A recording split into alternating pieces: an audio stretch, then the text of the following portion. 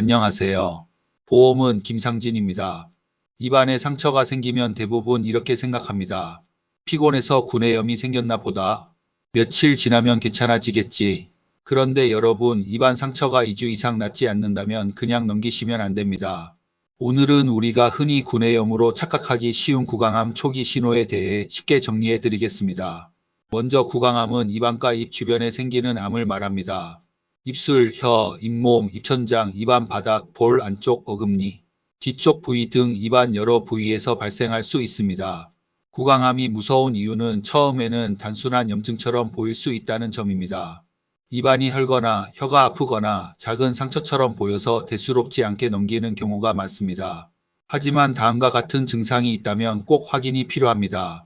입안 상처가 2주 이상 낫지 않는 경우, 혀나 입안에 계속 통증이 있는 경우, 입안에 하얀 반점이나 붉은 반점이 생긴 경우, 입안이나 혀에 딱딱한 덩어리가 만져지는 경우, 음식을 삼킬 때 통증이 있거나 불편한 경우, 발음이 어눌해지거나 혀 움직임이 불편한 경우, 이를 뽑은 자리가 잘 아물지 않는 경우, 턱 밑이나 목에 혹이 만져지는 경우, 이런 증상들은 단순 구내염일 수도 있지만 오래 지속된다면 구강암 같은 질환도 확인해야 합니다. 특히 구내염은 보통 시간이 지나면서 좋아지는 경우가 많습니다. 그런데 같은 부위가 계속 헐어 있거나 점점 커지거나 통증과 출혈이 반복된다면 진료를 받아보는 것이 안전합니다. 그렇다면 구강암은 왜 생길까요? 가장 잘 알려진 위험 요인은 흡연과 음주입니다. 담배 속 발암 물질은 입안 점막을 계속 자극할 수 있습니다. 술은 입안 점막을 약하게 만들고 담배의 유해 물질이 더 쉽게 영향을 주게 만들 수 있습니다. 그래서 흡연과 음주를 함께 하는 경우에는 위험이 더 커질 수 있습니다. 또 하나 중요한 원인은 지속적인 자극입니다. 잘 맞지 않는 틀니, 날카로운 치아, 오래된 보철물 때문에 입안이 계속 쓸리거나 상처가 반복되는 경우가 있습니다. 이런 자극이 오래 계속되면 반드시 치과에서 점검받는 것이 좋습니다. 구강 위생도 중요합니다. 양치가 잘 안 되거나 잇몸 염증이 반복되면 입안 건강이 나빠질 수 있습니다. 정기적인 치과 검진과 스케일링도 구강 건강 관리에 도움이 됩니다.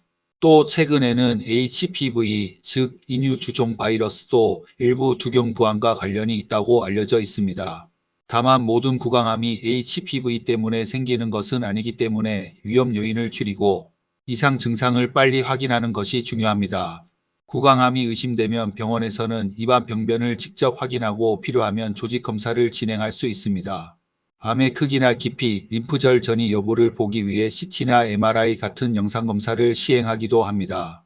치료는 암의 위치와 진행 정도에 따라 달라집니다.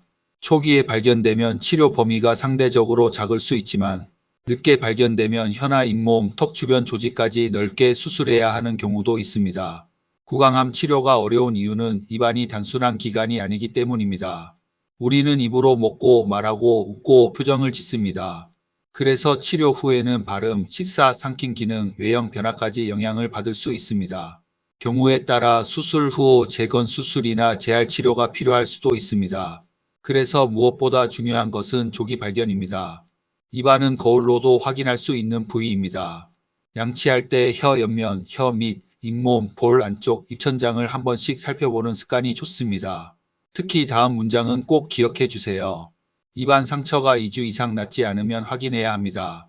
괜찮겠지 하고 넘기기보다 치과나 이비인후과에서 진료를 받아보는 것이 훨씬 안전합니다. 예방법도 어렵지 않습니다. 첫째, 금연이 가장 중요합니다. 둘째, 술은 줄이는 것이 좋습니다. 셋째, 잘 맞지 않는 틀니나 포철물은 방치하지 마세요. 넷째, 정기적으로 치과 검진을 받으세요. 다섯째, 입안 상처가 오래 가면 꼭 병원에 가세요. 구강암은 무조건 두려워해야 할 병이라기보다 작은 신호를 빨리 알아차리는 것이 중요합니다. 입안에 생긴 작은 상처 하나가 우리 몸이 보내는 신호일 수 있습니다. 오늘 영상이 도움이 되셨다면 좋아요와 구독 부탁드립니다. 주변에 입안 상처를 오래 방치하고 있는 분이 있다면 이 영상도 꼭 공유해 주세요. 건강은 큰 병이 생긴 뒤에 챙기는 것이 아니라 작은 이상 신호를 놓치지 않을 때 지킬 수 있습니다. 저는 김상진이었습니다. 감사합니다.